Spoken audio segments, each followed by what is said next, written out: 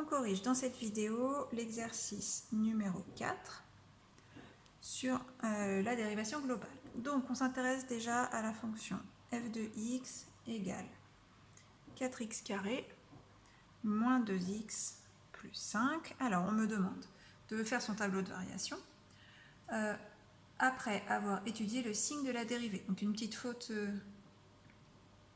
de frappe dans l'exercice 4, c'est polynôme de degré 2 et non pas de degré 3. Alors en fait on sait déjà plus ou moins quelles sont les variations de cette fonction, puisque c'est une fonction de degré 2, donc qui est représentée par une parabole. Cette parabole sourit, puisque ce nombre-là est positif, donc son tableau de variation devrait ressembler à ça. Sauf qu'il faudrait être en mesure de trouver cette valeur-là, et ça, c'est pas forcément évident. Du coup, ici, on va étudier ce que vous avez vu dans la leçon sur la dérivée et le lien entre son signe et les variations de la fonction. Donc on va commencer par dériver cette fonction f, en utilisant les techniques qu'on a vues. Donc 2 fois 4, ça fait 8x, moins 2. Donc il faut étudier le signe de cette fonction f' de x. C'est une fonction affine. Une fonction affine, c'est représenté par une droite. Deux possibilités, la droite monte ou la droite descend. Si la droite monte, on est d'abord dans une partie où les images sont négatives, puis à partir de ce point-là, les images sont positives. Donc un tableau de signes qui serait moins 0 plus. Si au contraire on a une droite négative, au début les images sont positives, puis elles valent 0 en un point, puis ensuite négatives. On serait sur un tableau de signes comme ça. Alors comment on sait si la droite qui représente une fonction affine monte ou si elle descend? Il suffit de regarder le coefficient de x. Comme 8 est positif, on est dans le cas d'une droite qui monte, donc un tableau de signes comme ça. Il faut juste maintenant déterminer cette valeur-là, c'est-à-dire celle pour laquelle l'image vaut 0. Donc il faut résoudre l'équation 8x moins 2, quand est-ce que ça vaut 0? Puisque là, on cherche un point dont l'ordonnée, c'est-à-dire l'image, est 0, et on cherche la valeur de l'antécédent, x l'abscisse. Ça fait donc 8x égale 2, x égale 2 huitièmes, c'est-à-dire 1 quart ou 0,25. Donc si on résume ce qu'on a comme information dans le tableau, notre fonction, c'est une fonction de degré 2, donc elle est définie sur R. On va avoir, pour f', une fonction qui est d'abord négative puis positive. Elle passe par 0 en 0,25. Donc ça, c'est pour le signe de la dérivée, le signe de cette expression. Dans la leçon, on a fait le lien avec les variations de la fonction. Si la dérivée est négative, la fonction descend. Si la dérivée est positive, la fonction monte, elle est croissante. Il ne reste plus qu'à déterminer cette valeur-là, qui est l'image de 0,5 par la fonction f. Donc j'ai juste à calculer f de 0,25 par la fonction f.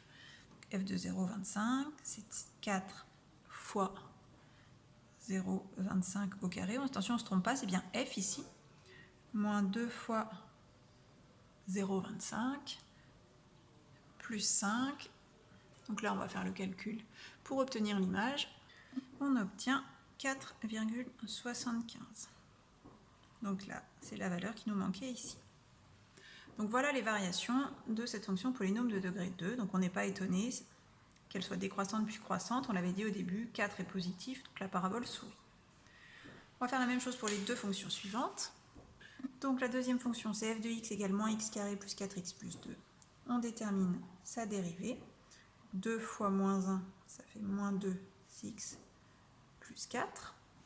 Donc on sait qu'ici on a une fonction affine, à nouveau, dont le coefficient directeur est négatif, donc on va avoir une droite qui descend. Ce serait une droite qui descend, donc elle est d'abord positive puis négative. Il faut maintenant qu'on sache pour quelle valeur de x cette expression vaut 0. Alors 2x plus 4 est égal à 0, moins 2x plus 4 est égal à 0 lorsque moins 2x est égal à moins 4, c'est-à-dire lorsque x est égal à 2. Donc là j'ai passé plus 4, c'est devenu moins 4, et là j'ai divisé des deux côtés par moins 2.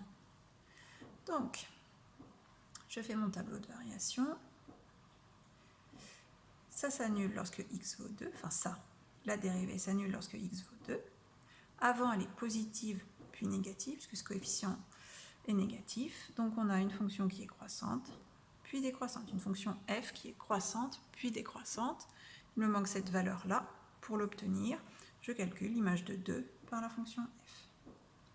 Donc ça fait moins 2 au carré. Attention, c'est le 2 qui est au carré, pas le moins 2.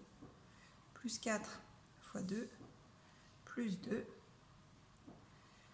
Ce qui fait donc moins 4, plus 8, donc 4 plus 2, 6. Alors on n'est pas non plus étonné que les variations soient dans ce sens-là, puisque là on avait encore une fonction de degré 2, représentée par une parabole, de coefficient a négatif, donc qui ne sourit pas, donc elle est d'abord croissante, puis décroissante. On termine cet exercice avec la troisième fonction, donc c'est encore une fonction de degré 2, on calcule sa dérivée, donc le terme constant a pour dérivée 0, et ce terme-là a pour dérivée moins 2x. Donc ça, c'est à nouveau une fonction affine de coefficient directeur négatif, donc qui correspond à une fonction d'abord positive puis négative. Ça vaut 0 lorsque x vaut 0. Donc le tableau ici est assez simple. 0 plus l'infini. Je ne l'ai pas résolu l'équation, mais si j'essaye de résoudre moins 2x égale 0, je vais obtenir x égale 0. Ici, c'est vraiment pas la peine de l'écrire. Donc, elle vaut 0 lorsque x vaut 0. Cette dérivée, elle est d'abord positive puis négative puisqu'elle est décroissante. Et donc, on en déduit que la fonction f est croissante puis décroissante. Il me reste à calculer l'image de 0 par la fonction f. Donc, f de 0, c'est égal à 1 moins 0 au carré, c'est-à-dire 1. Et c'est terminé pour cet exercice numéro 4. On continue avec la correction de l'exercice numéro 5. Donc, dans l'énoncé, on vous dit qu'une entreprise commercialise des enceintes, qu'elle fabrique entre 1500 et 3000 enceintes par mois, et on s'intéresse à la fonction bénéfice de cette entreprise. Donc, la fonction bénéfice est représentée par la fonction f, telle que f de x égale moins 2x carré plus 90x moins 400. Alors, attention, x, c'est en centaines d'enceintes. Donc si je vous dis x égale 2, ça veut dire 200 enceintes. Et f de x, c'est pareil, c'est en centaines d'euros. Donc si on trouve f de x égale, je sais pas, 30, ça fait 30 centaines d'euros, c'est-à-dire 3000 euros. Okay, et cette fonction, elle est définie sur l'intervalle 15-30, simplement parce qu'on a dit l'entreprise fabrique entre 1500 et 3000 enceintes. Alors, première question, calculer f' de x. Donc c'est la dérivée de la fonction f, qui est une fonction polynôme de degré 2. Du coup, je passe le 2 devant, ça fait moins 2 fois 2, donc moins 4. X plus 90. Ça, c'est fait pour la question 1. Pour la question 2, on me demande d'étudier le signe de la dérivée et d'en déduire les variations de f. Donc, notre dérivée est une fonction affine, décroissante, puisque le moins 4 est négatif. Il faut juste que je sache pour quelle valeur de x elle s'annule. Donc, il faut résoudre l'équation.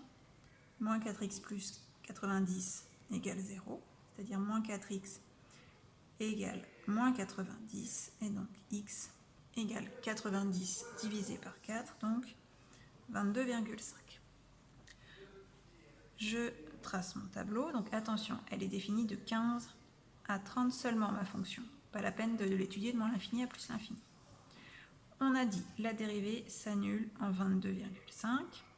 Elle est d'abord positive puis négative puisqu'elle correspond à une fonction décroissante. Donc ma fonction bénéfice est elle croissante puis décroissante. Je vais déterminer cette valeur-là en calculant f de 22,5. Alors attention, c'est bien avec f, donc cette fonction-là.